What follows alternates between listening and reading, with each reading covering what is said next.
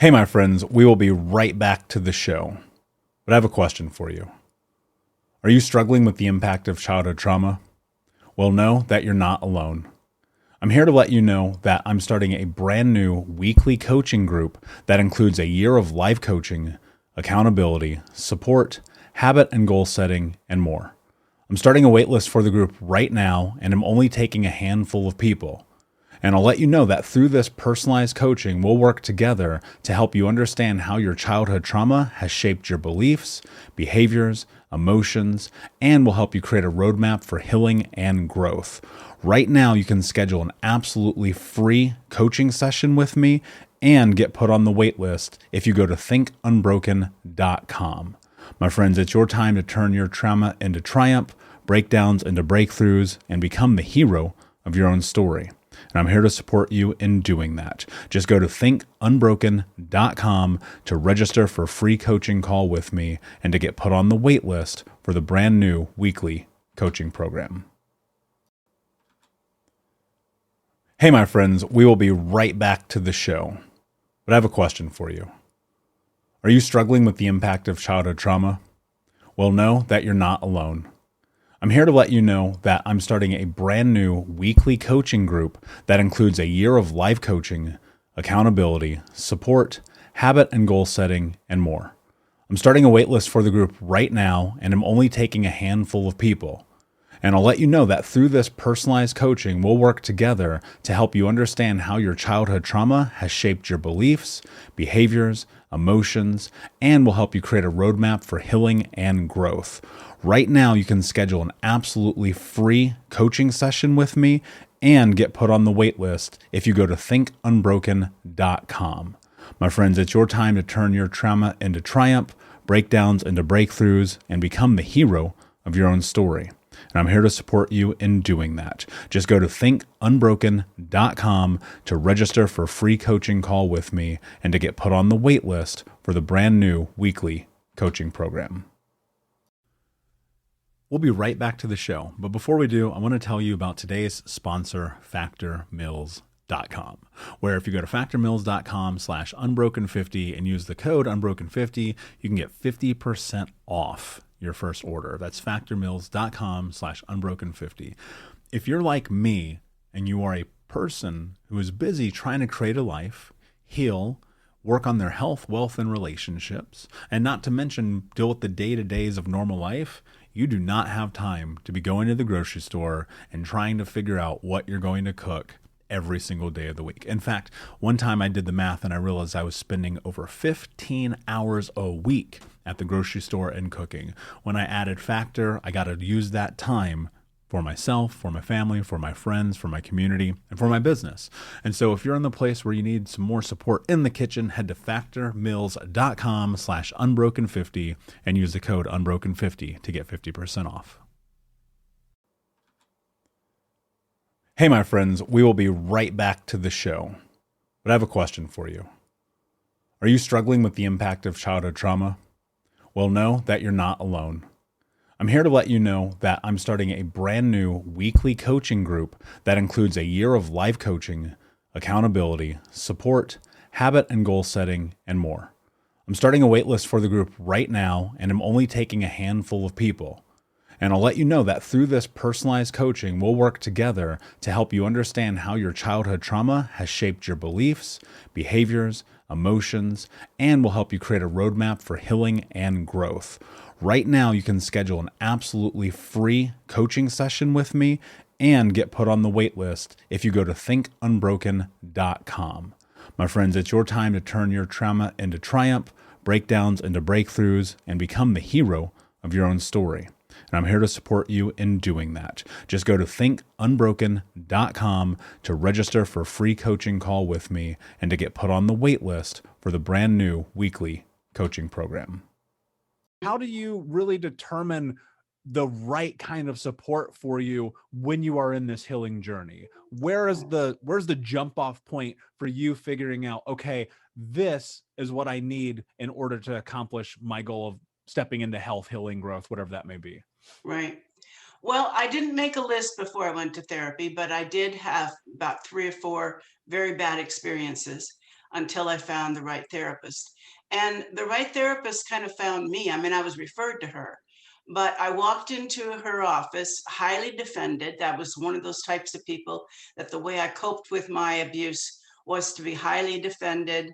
I knew it all. I was, smart, and everybody looked up to me, and, had that false sense of confidence that wasn't even real, that was hiding the pain inside, that was hiding the emptiness inside. And within 5 minutes, I told her, I walked in, I said, I'm looking for a therapist who can do this, this, and this. And within 5 minutes, she said to me, boy, you are really controlling, aren't you? What's underneath that? And she said it very compassionately. And she just broke through my defenses right away. And I started crying. Nobody was breaking through my defenses. They were just going along with the game. They were just going along with, yeah, she's smart. She's, she knows what she's talking about. Yeah, she's been abused, but she is so strong and confident. They just bought it, and she didn't buy it. So I can't say to you, I had a list, or that, I mean, I did go in telling her I wanted to work on this, this, and this, but I just lucked out. I had somebody that I trusted who referred her to me, but I just lucked out. But to answer your question, if you don't have to feel comfortable with the therapist right away. That can take time. It can take time for you to feel comfortable with anybody, but you need to have the sense that the therapist is on your side. Certainly, you don't want somebody who's questioning you. Why didn't you leave your relationship if it was so bad? No, I don't want to work with someone asking that question. You know, um, you know, are you sure that that happened to you? Any question that insinuates that you're exaggerating or making it up or making a big deal out of something, somebody that has the energy around, well, you can just get over it. Why don't you just get over it? No, no, no. That's not going to be a good therapist for a survivor of abuse of any kind. We don't need to be told that we should get over it. We don't need to, the Facebook, messages, look on the sunny side, or, keep moving on and you'll get over this, and all those positive, kind of pseudo positive messages. No, you don't want that from a therapist if you're working through abuse. You want somebody who's going to meet you with your pain, who's going to have the capacity to have compassion for you, that knows what it's either they know what it's like to suffer the way you have, or they've had lots and lots of clients who know it, and they can meet you there. They can meet you with your suffering. They don't have a need to talk you out of it or to whitewash it. They know it about it, and they want to hear about it, and they want to be there for you. That's what I would look for. We'll be right back to the show, my friend, but I wanted to let you know about our brand new podcast community for Think Unbroken podcast. I know that for so many trauma survivors like myself, for the longest time, I felt alone, like nobody got it, nobody understood, and that I was just going to have to figure this out on my own. But that's not true. And the reason why we created our brand new Think Unbroken Academy podcast community is so that we can bring all the members of the Unbroken Nation together in a place where we can learn, grow, heal, change, and transform our trauma into triumph. I would love to have you come and be a part of the brand new community. Just check out thinkunbrokenacademy.com or click the link in the podcast description, and I cannot wait to see you there, my friend. Again, just head over to thinkunbrokenacademy.com, and until then, be unbroken. There's something about the practicality of it that I think that maybe other modalities miss out on. For the sake of conversation and those who perhaps formed, kind of take us through the top to bottom of what Gestalt is, what it means, and how it works in the healing journey. Yeah, for sure. If I may, I'm just going to put it through the lens of the adult chair model that I created, if that's okay with you, because it's all Gestalt there, or a big part of it is Gestalt. So Gestalt is all about, really, you hear people use the term the empty chair technique. So you can put different personas or parts of ourselves in these chairs, and it can become your mother, your father, or even a part of yourself. Let's say the perfectionist. let's say it's the victim, and then you can work with those parts, whether they're part of you inside or part of you out, or someone outside of yourself. It's powerful, powerful work. But with the adult chair model, it's based on 3 distinct aspects of your life. It's a whole life journey that we take. So we start out as children. So there's 3 chairs. The first chair is the child chair. It's from the age of 0 to 6. This is when we learn all about true emotions, true needs, spontaneity, passion, intimacy, and vulnerability from the age of 0 to 6. After the age of 6 is when the ego starts to drop in. That is from the age of about 7 to 24-ish. Excuse me. This is what we call the adolescent chair. So really it's from pre-adolescence, adolescence to adolescence. So the adolescent chair is all about ego stuff. So think about, again, victim, codependent, narcissist. This is where we learn not to live in the moment, because the ego always lives in the past and the future. It's always on guard. It's based in fear. This is where we make up stories and assumptions. We really want to we go into our heads and we go, I think I didn't get invited to the party because so-and-so doesn't like me, when really we don't know what's true. Really, maybe the email was lost. This is where we are reactionary. This is where we have rage. This is where we defend instead of feeling our emotions. So it's not a bad part of who we are, but it does take some understanding. What we want to do with the adolescent is get to know these parts. The third part of who we are is our adult, what I call the adult chair. This is the healthiest version of self. We move in here around the age of 25-ish. If we had modeling that showed us how to do it, we quite naturally slide into this adult chair. In the adult chair, we are present moment. We live with fact and truth. We're compassionate. We know how to tune into our child part, the inner child, which is where we feel our emotions, and we don't react to them, but instead we process and then we respond. This is where we have compassion, again, for self, for others. This is where we're strong. We can set boundaries. We're very aware in this chair. So that's the goal. So no matter what ailment or what issue that we have, we're able to plug into these 3 chairs. So when I used to have clients, they would come into my office. I'd have 3 chairs that were set up, and I'd say, do a check-in from the chairs. So this is that Gestalt therapy. And I'd have people, let me give you an example. I remember this girl came in and she was hysterically crying. And I said, what's going on? She said, oh my God, I'm going to lose my job. I know I'm going to lose my job. And I said, well, do a check-in from the chairs.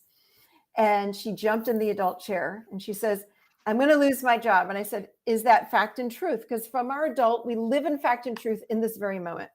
She says that it is true. And I said, how do you know? And she says, well, everyone else that has been hired up to me has been let go, or excuse me, after me has been let go. So I'm next on the list. I said, so is that an assumption that you're getting fired, or is that truth? She says, well, it's an assumption. I said, get over, you're in your adolescent chair. And she says, oh, wow. Okay. And I said, so that's not true. That's an assumption. And I said, what do we know that's true? And then she said, well, my boss loves me. He says he can't do anything without me. I'm his right hand. She went on. And I said, so we don't even know that you're ever going to get fired. I said, but we do want to be adults about this. So let's go ahead and send a resume out. Let's start thinking through this just in case. As it turns out, she never even got fired. In fact, she ended up leaving on her own because she was always worried about getting fired. But this is how we typically show up from this adolescent chair. We show up from this part of us that lives in fear, that lives in story and assumption that's not even, and when we ask ourselves, what's fact and truth? Boom, we snap out of that fear, because most of the time that fear isn't real, and that's where we live. I think that there's some truth that the truth will set you free. And I want to go into that a little bit deeper here, because I want to know about the impact that going on this journey has actually had in your life. Wow. It has, if you had told me 8 years ago I'd be doing today what I'm doing now, I would have laughed you off the face of the earth. Because I mentioned a retreat program I'm part of. I went into that first retreat calling myself the holy exception. I'm a Christian, so my life's based off the Bible. And I went in saying that everything in the Bible was good enough for everybody else but me. I was too screwed up, too far gone. I was a waste of space. I was imploding again. And I went in with that mindset. And just through the opportunity to be, through the opportunity to be real, and to kind of start taking off those masks. And we talked a lot about having to forgive ourselves. And that's a hard part. That's a critical part of this healing and the grieving. You talked about needing to grieve our stories. I did not realize how much loss my story has. And some of this I learn about myself the more I speak. You know, when I say I didn't have a chance to have a normal childhood, that's more of a realization that's come up in the last year. And I think I knew that, but I didn't know how to put words to it. But it starts making more sense. So I think that the whole grief journey is a critical part of our stories that cannot be bypassed. I had different times where I just totally lost it. My greatest fear was realized and my greatest fear was shattered all at the same time. My greatest fear, and probably the same for many of your listeners, if I tell somebody, I'm going to cry and I'm never going to stop. And that was my greatest fear. And yeah, I cried, and I cried hard, and I'm like heaving, crying for 10 minutes. And yet that circle of friends you talked about came beside me. They knew what was going on, and they just loved me and accepted me and let me cry. And they grieved with me. And then my greatest fear stopped. I did stop, because at some point in time, that well of grief will empty. It may not fully empty. There's still little things like now, you know, when it comes back, but it's not a debilitating grief. It's more of a sadness and a thankfulness for the healing that has happened. I never want to be disconnected from the emotion of everything I have gone through, because I disconnected myself emotionally for decades, for over 4 decades. Because again, I just went into recovery from an eating disorder in 2016. So I had all that time where I didn't know how to deal with emotions. I never want to disconnect again. But because of the hard work, those emotions don't overtake me to the point that I can't control them. The anger I feel at the injustice that was done to me is no longer rage. I have reached a point, and for some, this sounds really weird, but I have reached a point where I am able to have compassion against my rapist. Not everybody gets to that point, but I'm able to get to that point now because my situation happened in the early 70s. Rape was not on the radar. It wasn't something to be discussed. No one knew to ask anything, and I didn't know to say anything. So if it wasn't on the radar for me, what was Bobby experiencing where he acted out on it? That was an angle it took me a long time to get through and to get to. And not everybody gets there, and you're not expected to get there. That's just where I've ended up with my work. But that is the power of grief, because until we own our story, we can't grieve our story. That first year at retreat, that's what happens. I owned my story. I was in denial about my story. I hated my story, and I hated myself. And I didn't think I was lovable because I had no experience saying I was lovable. As far as I knew, nobody cared because they sure had a funny way of showing it. And I left that experience of being around these people knowing that I had some value. But mostly, I learned to start forgiving myself. Not that I did anything wrong that day, but forgiving myself and letting myself off the hook for not dealing with it up to now. So, and healing, when Michael and I were saying that those first 3 years of healing are hell, this is what we mean. This is some of the stuff, the gut level stuff that has to be worked through in order to be able to start building on that foundation. Because you're not going to believe that you're worthy if you're still blaming yourself for something. And you might be blaming yourself for something that's a total lie. But it's truth to us because that's all we've ever known until we have other people in our lives come in and help shatter that lie.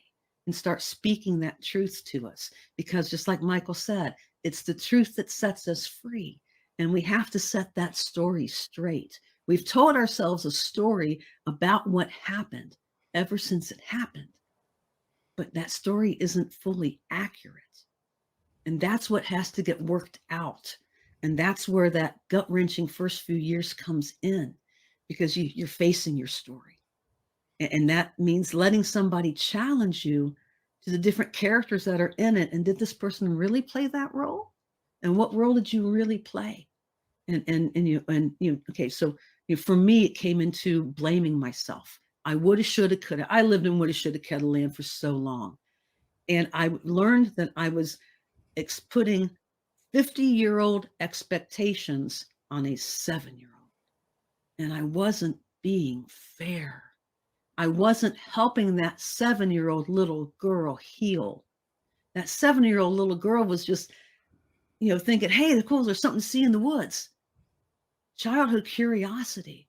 But I had to forgive myself for that, because, again, not that I did anything wrong, but the story I had told myself is what was wrong. And that's where I had to let myself off the hook, so that I could then own the real story of what happened, put the responsibility where it really belonged, and continue to own that, and then start feeling that grief so that I could work through that and finally realize that the rape was not my fault. That was the hardest homework my counselor ever gave me. When I first told her, and we were first dealing with it, was 10 times a day, look in the mirror and say out loud, the rape was not my fault. And up to then, I had said it wasn't my fault. And she's like, no, not it. Name it. The rape was not my fault. And the first 2 days, it was, the rape was not my fault. The rape was not my fault. Very dispassionate. And then I started changing, the rape was not my fault. The rape was not my fault. The rape was not my fault. And it became emphasis on different words. And now it's truth. It was true before, but now I believe it. That's some of the stuff that we're talking about. Hey, Unbroken Nation, we'll be right back to the show, but I wanted to let you know that you can grab a copy of my first book, Think Unbroken, Understanding and Overcoming Childhood Trauma, for free. If you go to book.thinkunbroken.com, you can download the PDF ebook version of the book and get everything that I know about the baseline of healing trauma for free, downloaded to your email right now. Just go to book.thinkunbroken.com to download your copy of Think Unbroken, Understanding and Overcoming Childhood Trauma for a PDF for your phone. Again, that is book.thinkunbroken.com. Codependency lived in trying to get other people to acknowledge me through sex, through all these things, and not understanding and realizing, like, it started with the reflection in the mirror. Talk to me about the shift of reframing that you had within the relationship of yourself, despite the hardships of the lessons that you learned. So I think the easiest way to tell you is to tell you a quick story. When I was 25 years old, and I spoke about this on stage, I'd come to this precipice in my life where I had adopted 4 children, but it had been incredibly tumultuous that year. We would go to court and I would think they were going to walk home with my last name. And this is a 5-year journey, 5 years trying to adopt them. And so we would get a court date, and I had all the best dresses for pictures and all the signs that would say, I became a Ryckman today. And 3 times we went to court expecting that their last name would be Ryckman, and 3 times it was postponed, and I was heartbroken. I had lost a baby that year. I had pulled away from my husband. I mean, everything was falling down around me, everything. And as my version of rock bottom, I looked myself in the mirror and I knew, like, if I can't figure out what's missing, if I can't figure out in me what can spark me again, I'm going to lose everything. And I started on this healing journey by going back to church, and I had these mentors that would talk to me. And I really started recognizing that my relationships, I couldn't change how my husband treated me. or how my mom responded to me, or how people in life respond to me or chose not to when they, kind of turned away. But I could control my response to it. So I could control not firing back if someone was negative to me. And I could control a loving environment when my children were having hard moments. And really things started getting better because I stopped living reactively, and I really gave the opportunity for kind of a breathing moment before I would respond. And I would start winning in my relationship. So my marriage got better because when my husband would say something hurtful, and there's so much to unpack there. My husband is an amazing man. We have a great relationship. I grew up, I was very verbally abusive to him, especially in our younger years. And it would be oil and vinegar. And I stopped being that version of me. I really started controlling what came out of my mouth and what went into my brain. And I started controlling the narrative in my head about my day. And I started setting intentions about what my day would look like and what I was going to accept and not accept from other people and from myself in the way that they treated me. And when I say I started to win at relationships, I believe that confidence is really a small series of wins. So I started winning in my relationships because I started changing the narrative by changing the way I responded, even to negative feedback. And then professionally, I started winning small micro wins. It might be that I made payroll and I got an email from someone that said, "Hey, you changed my life." Now, I don't want to miscommunicate that affirmations from the world are what you need in order to build your own confidence. However, it all works simultaneously because when you're a part of a good community, they will help build you up when you're weak, because we all have these moments where it's hard for us to pull ourselves out. So being involved in a right community, I think, will help build your confidence. But for me, confidence isn't like you can wear a certain kind of clothes, or it's not you look a certain way. Confidence is the ability to step in a room 100% comfortable with who you are, regardless of what's going on around you. That would be the definition of confidence, in my opinion.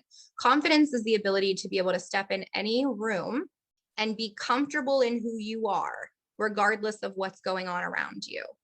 Because for a lot of time in my life, my confidence depended on what the temperature of the people around me or how I thought they felt or thought about me.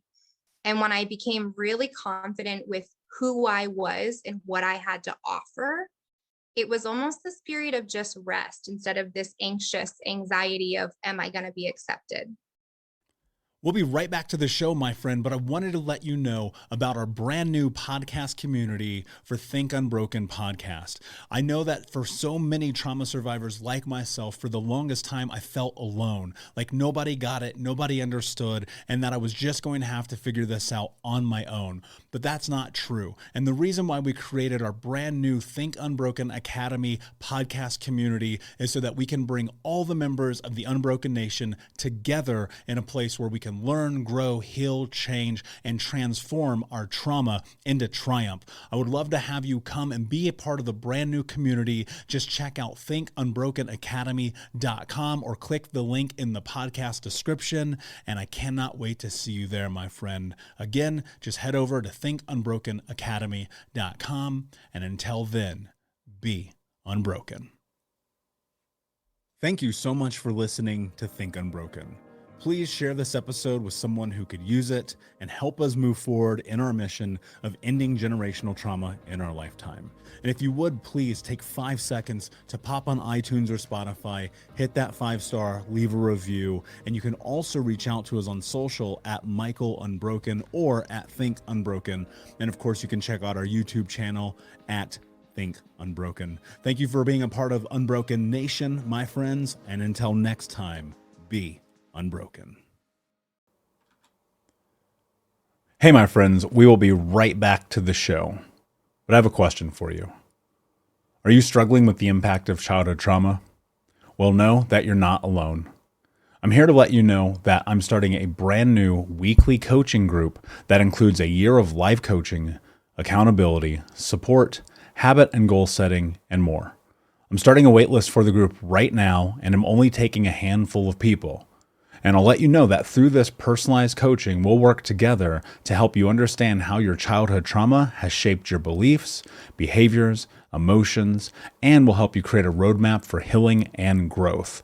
Right now, you can schedule an absolutely free coaching session with me and get put on the wait list if you go to thinkunbroken.com.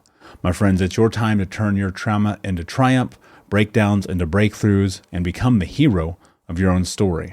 And I'm here to support you in doing that. Just go to thinkunbroken.com to register for a free coaching call with me and to get put on the wait list for the brand new weekly coaching program.